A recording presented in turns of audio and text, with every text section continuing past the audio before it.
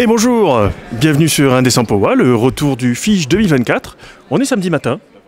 Ouais, la vengeance du retour. On est le samedi matin, comme je vous disais. Ça va, on a bien résisté au vendredi. Je pense qu'aujourd'hui, il va être le plus dur. Mais c'est pas grave, on aime ça. On aime souffrir ou pas. D'accord.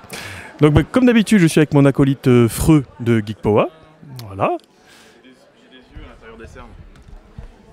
J'ai des yeux à l'intérieur des cernes. Je dors beaucoup. C'est beau. Ouais. Et du coup, on reçoit une partie des 12 singes, hein, voilà, où on va discuter un petit peu de ce qui est sorti récemment, de ce qui va arriver, hein, faire un petit point d'étape, comme on dit, quoi. On en profite qu'on est... Ouais, ça va, on est le matin tôt, c'est cool. Donc on est avec Jérôme et Claude. Voilà, je vous laisse déjà, on va parler de ce petit truc qui est arrivé. Ça marche. Tiens.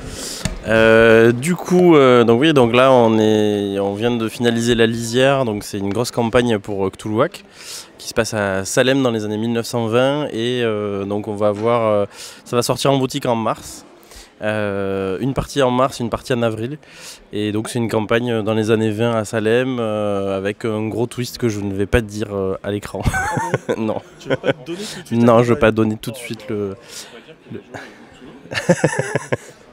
Et donc voilà, du coup c'est une campagne assez longue, ça fait 7 scénarios, il y en a il y a bien 80 heures de jeu à peu près, et donc il y a plusieurs livres. Il y a un livre de campagne qui contient les scénarios, un livre guide de Salem qui va décrire la ville de Salem en détail avec ses quartiers, son histoire, ses mythes, ses légendes.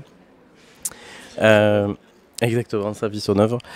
Ensuite, il va y avoir aussi le pack du MJ qui va contenir toutes les aides de jeu, donc c'est ça. Il y a aussi les intrigues transverses qui sont des pistes que les joueurs peuvent suivre en plus dans la campagne. C'est des pistes annexes, elles ne sont pas forcément essentielles au jeu, mais ça rajoute un peu de corps. Et du coup le pack du MJ contient en plus de l'écran beaucoup d'aides de jeu, des plans des alentours de Salem et de Salem par Maxime, notre cartographe attitré. Donc là il y a pas mal de matériel et donc ça va sortir mi-mars, le 22 mars. Et ensuite il y aura un autre livre qui sortira en avril que j'ai pas ici, qui est Aventure à Salem, où là il y aura 4 autres scénarios qui sont pas liés directement à la campagne. Enfin il y en a un qui est dans le passé et qui explique un élément de la campagne, mais tous peuvent se jouer en one shot, donc ça permet de jouer des scénarios à Salem sans entrer dans la campagne si on veut juste des aventures, profiter du cadre des années 20 à Salem. Voilà, donc ça c'est notre grosse dernière nouveauté. Ouais, de toute façon, que ce soit chez vous ou chez nous, quand on a reçu le truc, on était là, c'est comme des gosses, quoi. Déjà, il y a les qualités. Déjà, il y a la qualité de la campagne en général, et des campagnes sur les Dark Monkey, qui est toujours au top, mais il y a toujours ces aides de jeu de fou. À chaque fois qu'on voit les aides de jeu, on est là, ah, c'est trop bien, c'est trop bien, c'est trop bien. C'est formidable. Oui, à chaque fois, en fait, sur toutes les campagnes Dark Monkeys, on a un gros pack d'aides de jeu et donc on essaie de mettre au maximum tout ce qui est des facsimilés de coupures de journaux. Donc ça, c'est les livrets de personnages qui sont spécifiques à la lisière. Il y a aussi un petit guide de Salem, ça c'est assez rigolo. Ça, c'est un guide de Salem pour les joueurs. C'est un guide pratique avec des pubs de Salem de l'époque. Un peu modifié parce qu'il y en a certaines qui sont peut-être utiles dans la campagne. Et dedans, c'est un guide pratique avec des informations sur la ville, sur les théâtres, les transports. Donc c'est comme un vrai guide de l'époque. Et donc les joueurs peuvent le feuilleter, l'utiliser, dire « Ah mais on peut aller à tel endroit à telle heure. On peut se faire une petite thérapie par hypnose, je vois. Exactement. On n'en dit pas plus. Donc voilà. Et c'est vrai qu'à chaque fois, depuis les engagés, en fait, sur les campagnes Dark Monkeys, on essaie vraiment de mettre l'accent sur les aides de jeu, parce qu'on aime bien donner du matériel, nous, quand on joue et quand on teste à nos joueurs.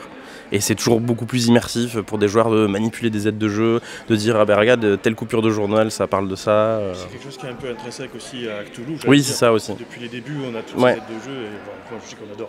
C'est ça. Donc voilà. Et j'en profite parce que moi, je ne pourrais lire que les suppléments de contexte, pas du tout les campagnes. Voilà, un petit coucou personnel, la personne se reconnaîtra, hein, voilà. Non, parce que je dois être joueur, j'ai déjà redit plusieurs fois, mais c'est un peu le côté je radote.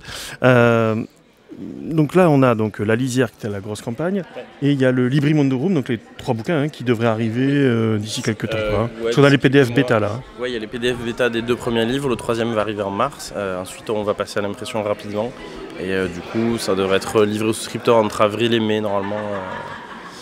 Et après ça arrivera en boutique à partir entre juin et novembre. Étalé aussi pour... Voilà, du coup ça c'est 3 gros suppléments avec, ça décrit des univers de Lovecraftien et à chaque fois il y a un scénario par monde, donc en tout ça fait 9 scénarios dans 3 livres. Ça donne pas mal de matos à jouer aussi. Ouais, comme dans tous les libris, il y a toujours du scénario en plus. Ouais, c'est ça, on aime bien donner de la matière à jouer pour aider à prendre en main, quoi. Et donc là... Ouais, aussi. Ça manquait. Et donc là, on vient de terminer donc, la campagne de financement pour la réédition de Cthulhuac. Oui. On va rester un petit peu sur Cthulhuac, du coup, hein. On n'aime pas du tout. Hein. Donc là, c'est donc une version modifiée du livre de règles qui récupère des éléments de la V2 et en cartonné. C'est ça, exactement. En fait, on va avoir, il y a une partie des règles qui est identique. Il y a pas mal de choses qui sont importées de la nouvelle version de Cthulhuac en VO. Et il y a aussi une nouvelle campagne française qui va contenir 3 scénarios. Ça permet d'avoir une vraie petite campagne pour débuter. Parce que l'ancienne version, il y avait juste 2 scénarios one-shot. Et on trouvait que c'était bien d'avoir une introduction qui donne un peu un avant-goût. Sachant que les scénarios sont assez diversifiés pour donner plusieurs types d'ambiance. Avec un scénario d'enquête, un scénario plus classique avec un culte. Et un scénario un peu aventure, presque pulp. Ça permet de donner tout un éventail de possibilités pour la gamme. Et c'est vrai que Dark Monkey, ça reste que du Cthulhuac ou il y aura d'autres choses aussi, ou il y a déjà d'autres choses? Ouais, l'idée, en fait, en gros, on a la gamme Cthulhuac, c'est le cœur du jeu, avec vraiment, c'est purement Lovecraft. Et ensuite, on a des campagnes à côté qui utilisent Cthulhuac, mais voilà, comme Rouge Delaware. Ça, c'est dans Dark Monkeys, et tout Dark Monkeys utilisera le système Cthulhuac. Mais à chaque fois, ça peut être des approches vraiment diamétralement différentes. Comme les encagés où on joue pas du tout dans les années 20, on joue des gendarmes. Ça nous permet de nous éloigner et de garder le cœur Cthulhuac classique pour les gens qui veulent vraiment que du Cthulhu traditionnel. Que dire de plus? On a déjà pas mal parlé de Cthulhuac. Je propose qu'on passe à Cryptomancien, donc avec Claude. Présente-nous un petit peu donc, les livres qui sont sortis et la gamme à l'heure actuelle qu'on va pouvoir trouver. Donc Cryptomancien, c'est un nouveau jeu de rôle. C'est d'abord une traduction sur laquelle on a rajouté des éléments. C'est un univers médiéval fantastique avec un twist, c'est qu'il y a des cristaux qui permettent à leurs porteurs de donner des pouvoirs de télépathie entre les porteurs de cristaux, quelle que soit la distance. Donc on se retrouve avec un monde qui subitement s'est retrouvé connecté. Tous les peuples ont pu discuter, changer radicalement la manière dont l'information circule, et ça a bouleversé la société, ça a bouleversé le commerce, ça bouleverse aussi l'industrie et même la manière de faire la guerre. Les réseaux sociaux en médiéval fantastique. Ouais, voilà, tout à fait. Voilà. Et en fait, au départ, l'auteur original, Chad Walker, c'est un professionnel de la sécurité informatique Et il a voulu, dans ce jeu de rôle, faire un peu de pédagogie auprès de son public préféré sur les enjeux de ce que c'est que protéger son identité numérique, protéger ses secrets, etc. Alors on a moins insisté sur l'aspect pédagogique pour en faire un jeu d'action, de jeu de mission. On est sur un groupe qui joue des missions à la mission impossible. Sauf qu'à la place des gadgets, vous allez avoir des sortilèges et ces fameux cristaux pour aller faire des opérations d'exfiltration, de cambriolage, des assauts, des opérations de manipulation en divulguant des fausses informations pour agir dans un jeu de faction, pour le dire vite. Dans un cadre médiéval fantastique, il y a juste ce twist. Oui, c'est ça. Donc il y a quelques centaines d'années se sont passées depuis cet événement initial et du coup, beaucoup des sociétés sont transformées. Donc les elfes ont tourné le dos à la forêt. La forêt, maintenant, c'est une ressource qu'ils exploitent de manière honteuse. Ils sont en train de déforester tout leur environnement pour produire une drogue. Voilà. Donc on a des thèmes de type cyberpunk qui croisent les Medfan. Et la collision entre les deux peut donner des choses assez marrantes. Ça me fait confirmer tout le bien qu'on pense des elfes. Ouais, tout à fait. On a peut-être repéré un thème récurrent. C'est possible. C'est possible. Les nains ont renoncé à la violence, sont maintenant des esthètes raffinés. Toujours des génies de la mécanique qui inventent des machineries connectées à ces cristaux. Et donc on peut, comme ça, d'une pensée, aller activer à l'autre bout du monde une porte, un piège, une serrure. C'est eux qui ont inventé le Google et tout le reste du coup. Voilà, c'est ça. Alors on a une espèce de Google, on a des gens, une cabale de mages qui s'appellent les ordonnanceurs, qui vivent dans une tour dont la localisation est inconnue. Et par un réseau d'espions, ils collectent des informations en permanence. Et ils ont dans leur tour des moteurs de prédiction qui leur servent à prédire des catastrophes. Voilà. Et les noms des personnages sont sortis de ces moteurs de prédiction comme des menaces. Alors sans qu'on sache de quelle menace il s'agit, mais ils n'en font pas grand cas. Et donc ils envoient des assassins pour éliminer les personnages qui partent en clandestinité et qui sont finalement forcés de s'associer à un commanditaire, un puissant qui va les protéger, leur fournir une nouvelle identité, une planque. Et en retour, ils vont mener des missions pour ce commanditaire. Ouais, on peut y retrouver du coup des thèmes très dickiens, Philippe Cadic, du coup, dans ce jeu, quoi. Certainement. On a travaillé sur des contenus en plus. On a un petit écran, voilà, j'aime bien. Il est très bas, je trouve ça très sympa pour pas se bloquer entre le MJ et les joueurs. Il est accompagné d'une petite campagne de 3 scénarios qui est fait pour prendre en main le jeu, autant les règles qui sont spécifiques au jeu, que l'univers, que les enjeux. Alors c'est Intrigue Apprentice, où on aide son commanditaire à peut-être devenir le régent de la ville. Voilà. Encore faut-il savoir comment mettre de la pression sur les grands électeurs pour obtenir leur vote. Voilà, donc c'est un jeu où on cherche à obtenir les secrets des autres factions sans divulguer les siens. Il y a toujours une tension entre ces deux éléments. On a fait du matériel pour les joueurs. On a un guide du clandestin qui explique comment vivre en clandestinité. Voilà, comment on fait pour ne pas se faire suivre jusqu'à sa planque, comment on fait pour aller récupérer des informations chez les autres, à la fois sur des techniques d'espionnage classiques et également en utilisant les cristaux et les sortilèges du jeu. Voilà, donc c'est ça. C'est que dès qu'on met Matrice et Medieval Fantastic, on peut se Shadowrun. Il y a un petit effet Shadowrun inversé. Et donc effectivement. Je regardais sur le guide de la clandestin, il y a un usage de glyphes, il y a un usage de comment ça s'appelle, voilà, ce genre d'item, de glyphes. Est-ce que c'est quelque chose qui est uniquement pour ce guide-là ou est-ce qu'on va le retrouver dans le jeu? Non, c'est que pour ce guide-là, c'est effectivement pour typer qu'est-ce qui est une méthode d'espionnage classique, qu'est-ce qui requiert des cristaux et qu'est-ce qui requiert la magie. Ce qui fait que chaque personnage, en fonction de ses spécialités, peut aller trouver directement ce qui le concerne. Et on a également écrit, là c'est de la créa de chez nous, un Ghost in the Shard, c'est une région.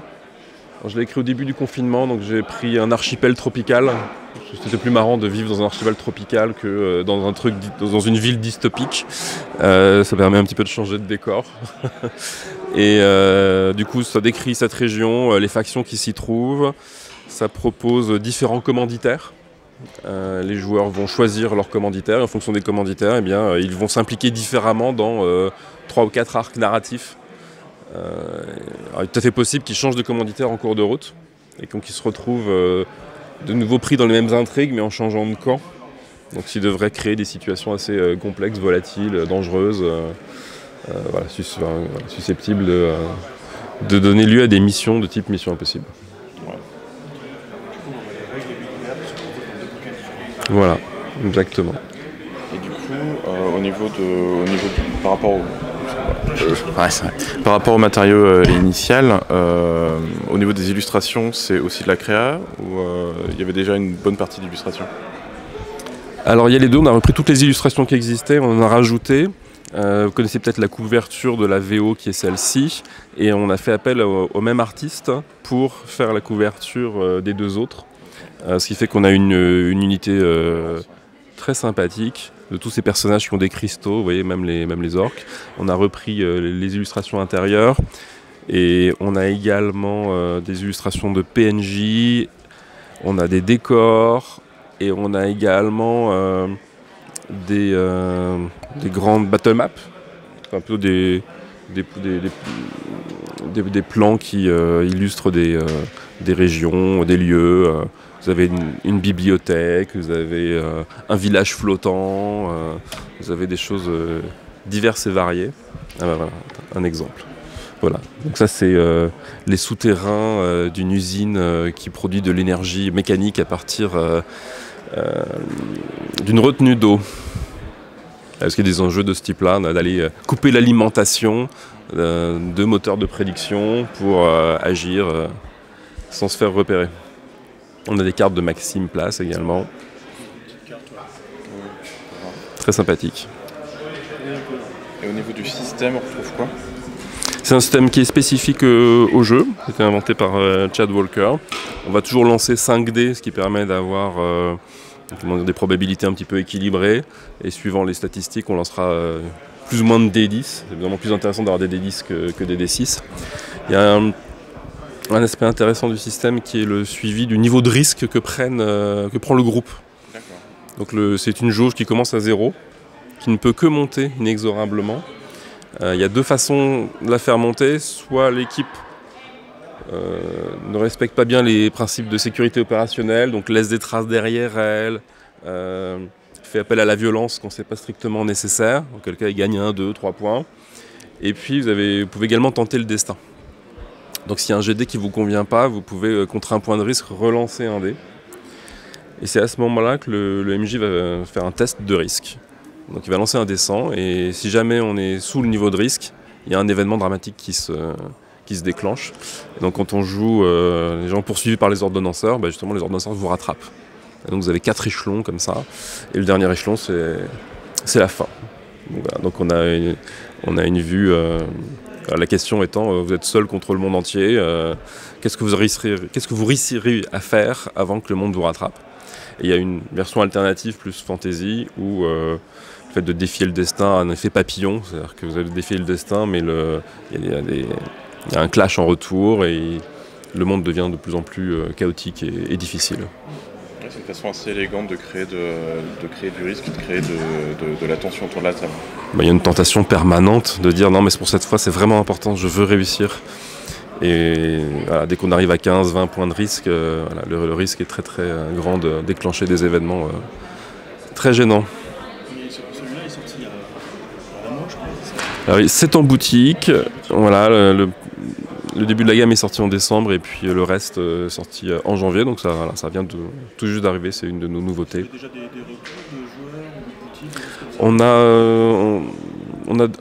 On repère pas mal d'intérêt sur les gens qui viennent sur le stand. Les couvertures aident bien. On a le Graal qui nous fait l'amitié de faire des parties de démonstration. Voilà, il y en aura encore aujourd'hui et demain. Ouais, non, ça fait plaisir. Donc là, bon, on en a profité pour c'est les 2 dernières grosses sorties, hein, on va dire. Hein. Donc il y en a quelques-unes qui vont arriver en plus, dont celle dont on avait parlé. Donc il y a Arcane 15, Magna. Il y en a quelques-unes chez vous, en fait. C'est vrai que Le cabinet des murmures aussi. Oui, le cabinet des murmures, ouais. On a une autre sortie qui va arriver liée à la gamme Paxelfica. J'allais en parler justement. Voilà, donc on fait une coédition d'un roman avec Mnemos sous le label Ludica. C'est Pierre Grimbert qui nous a fait le plaisir de... Certainement, on est tous très très jeunes autour de la table d'ailleurs, c'est ça. Qui nous a fait le plaisir d'écrire un roman qui se passe dans cet univers juste avant la campagne et qui est écrit de telle manière qu'il peut servir de point d'entrée et pour le MJ et même pour les joueurs. Ils peuvent le lire avant, pendant, après, on peut poursuivre le plaisir en le lisant après. Ceux qui connaissent repéreront certaines choses que le lecteur qui découvre ne verra pas. Il y aura des petits yeux de Pâques parce qu'en plus ça Voilà. sort au mois d'avril, c'est ça? Et ça sort le 10 avril, exactement. Ouais, c'est magnifique. Voilà, il y aura une autre surprise pour Paxelfica, mais c'est un petit peu trop tôt pour l'annoncer. Teasing de fou. Donc on note quand même qu'il y a quand même une appétence chez vous, hein, pour tout ce qui est fantastique contemporain, j'allais dire. Bon, il n'y a pas que Paxelfica en médiéval fantastique, mais c'est vrai qu'il y a beaucoup de choses. C'est vraiment une envie chez vous, chez tous les singes, ou c'est quelque chose qui fait parce que c'est vos goûts personnels? Comment ça se passe? C'est plutôt les goûts personnels en fait. On est plusieurs chefs de projet, chacun aime certains styles de jeu ou certains styles d'ambiance, et voilà, on est plusieurs à aimer l'occulte contemporain. Depuis Trinité notamment. Oui. Après il y a aussi, on sort pas mal de jeux aussi Medfan. On avait Maze Rats, on a Lieu d'aventure, Medium Evum, oui, avec Cthulhu Ténébris. Donc il y a pas mal de choses aussi en médiéval fantastique. Donc en fait ça dépend vraiment des goûts de chacun. Notre objectif surtout c'est de sortir des jeux qui nous plaisent. Donc c'est des choses qu'on a envie de jouer et qu'on joue d'ailleurs. Donc c'est surtout comme ça qu'on choisit les projets. Soit on les écrit nous parce qu'on a envie d'y jouer, soit des auteurs nous proposent des choses qui nous plaisent, qui nous intéressent, et dans ce cas on y va et on le produit avec eux. Et justement, il y a un jeu, tu nous avais parlé d'un jeu, alors je sais plus si le financement est passé ou pas, que tu as écrit toi, sur où les joueurs rentraient dans les univers de livres déjà écrits. Babel, c'est ça, ouais. Tu peux nous en parler? Oui, alors c'est pas du tout moi qui l'ai écrit, hein, mais c'est gentil, mais non, pardon, je suis chef de projet dessus, donc du coup, oui, c'est Babel, c'était en financement participatif. Donc là, on travaille sur l'édition, les textes sont quasiment bouclés, les illustrations sont presque terminées aussi, donc on va bientôt entrer en phase de maquette. Et donc effectivement, c'est un jeu où on incarne des biblionautes qui ont la capacité de rentrer dans des livres via des... c'est des personnages qui ont la possibilité de rentrer dans des livres physiquement par des portes. Ils arrivent dans une grande bibliothèque qui contient tous les livres qui ont été écrits par l'humanité.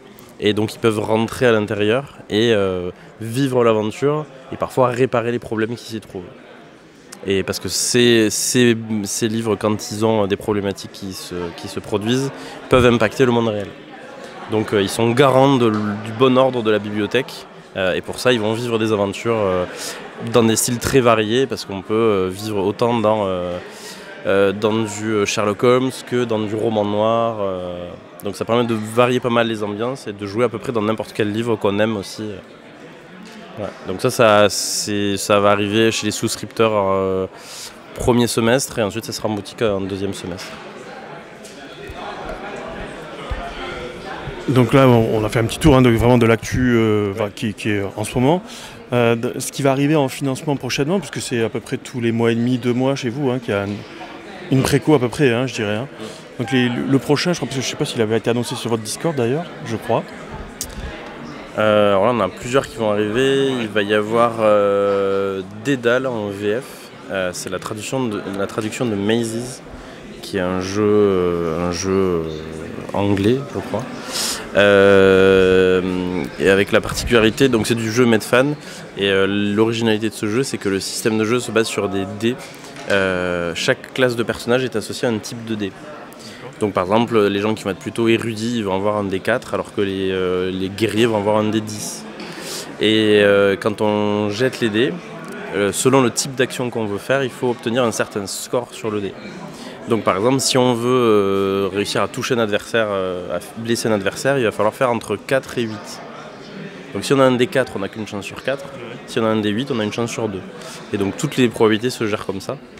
Sachant qu'après il y a des règles en plus, quand on fait un 1 ou un 4, il y a des règles spécifiques, ce qui permettent quand on a un D4 d'avoir plus de difficultés à réussir des actions physiques, mais on va gagner des jetons, enfin des étoiles qui vont permettre de réussir automatiquement plus tard des actions. Donc il y a un équilibre comme ça qui se fait de manière très élégante, et ça c'est vraiment le système qui nous a plu sur ce côté.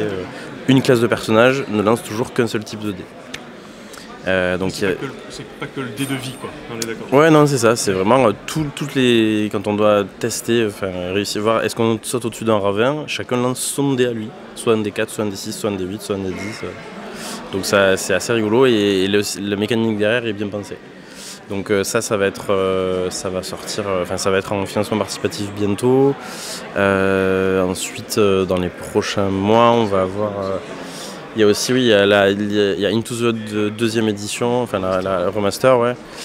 Donc ça, il va y avoir la traduction du livre de base, et ensuite il y aura des petits ajouts comme on aime bien faire qui utilisent cet univers. Donc ça va arriver aussi. On va aussi avoir Section 13 qui va être du Cthulhuac, où on va jouer des enquêteurs du surnaturel dans une agence, dans le MI13, donc agence britannique. Et il y aura une petite gestion du QG, parce que selon les réussites qu'on va faire dans les scénarios, on va avoir plus ou moins de budget à la fin, des crédits supplémentaires qui vont permettre de pouvoir recruter un psychologue pour aider à la fin des scénarios, ou d'acheter de l'équipement supplémentaire pour avoir. C'est le psy qui finit à l'asile et pas les joueurs. Exactement. Donc voilà, donc il y a ça qui va arriver dans les prochains mois. Et on va aussi avoir le Legs de Saint-Aimon qui va être une campagne Néphilim. Ça, c'est avec Ludica. Alors, c'est pas une campagne où on joue des Néphilim. L'idée, c'est un peu d'initier à l'univers de Néphilim. Pas au système de jeu, on joue pas des Néphilim en fait, on joue des adolescents dans un village perdu dans les années 90.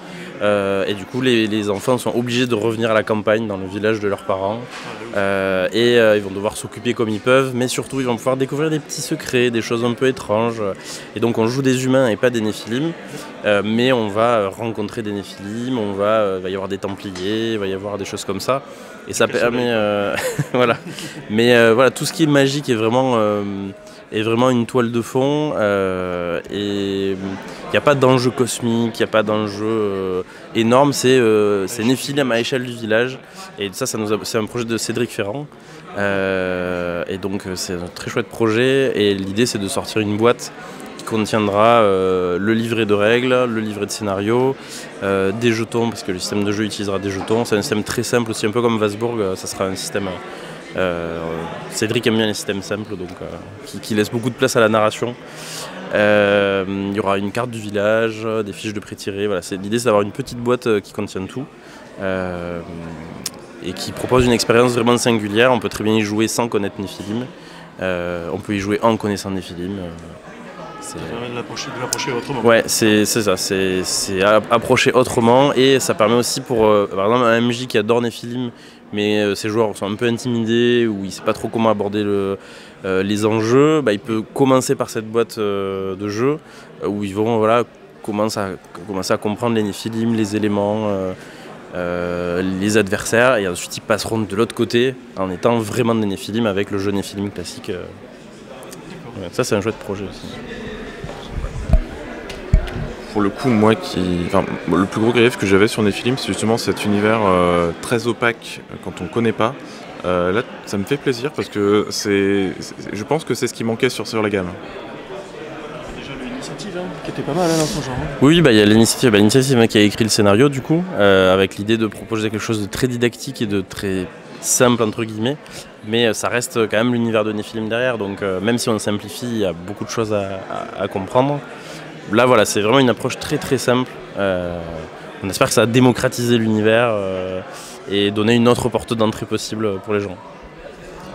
Et pour terminer ce petit entretien, parce que le samedi, ça va être là où il y aura peut-être un petit peu plus de monde, qu'est-ce que vous pensez pour le moment du Fige et de ce qu'ils ont fait à l'étage jeu de rôle comparé à l'an dernier? Comment ça se passe de votre côté? Est-ce que vous voyez plus de gens, l'accueil des jeux que vous avez produits? Comment ça se passe un peu? Ça se passe très bien, on est dans notre petit coin. On a la lumière naturelle, on a moins de bruit pour parler aux gens, c'est très agréable pour jouer aussi. C'est très, très agréable de rencontrer le public, de discuter des jeux. C'est un bon moment.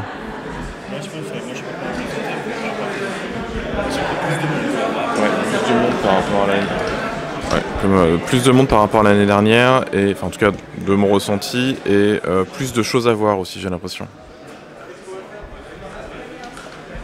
Ce qu'il y a aussi cette année, c'est que je pense que les gens savent plus où est le jeu de rôle par rapport à l'an dernier, puisqu'en gros l'an dernier, pour ceux qui ne savent pas, ils ont changé l'endroit où tous les éditeurs étaient de jeux de rôle. Et donc l'an dernier, c'était compliqué de trouver du jeu de rôle même quand on venait en chercher. Là, l'avantage, c'est que comme c'est au même endroit que l'an dernier, les gens qui savaient viennent et il y a des nouveaux qui découvrent aussi. C'est aussi mieux indiqué, oui. C'est ça, parce que l'an dernier, il fallait vraiment trouver... Non, oui, on est content. C'est vrai que on a beaucoup de gens qui viennent nous voir, qui sont contents de ce qu'on fait aussi, donc ça fait plaisir d'avoir les retours. Ça marche. En tout cas, merci à vous deux d'être passés nous voir. On vous souhaite une bonne fin de festival. Bon courage, parce que là, je pense que ça va être la belle journée, là. Ça va être cool. Donc, voilà. Merci pour tout. Merci Freux. Et puis, à très vite sur Indécent et Geek Poa. Ciao, ciao.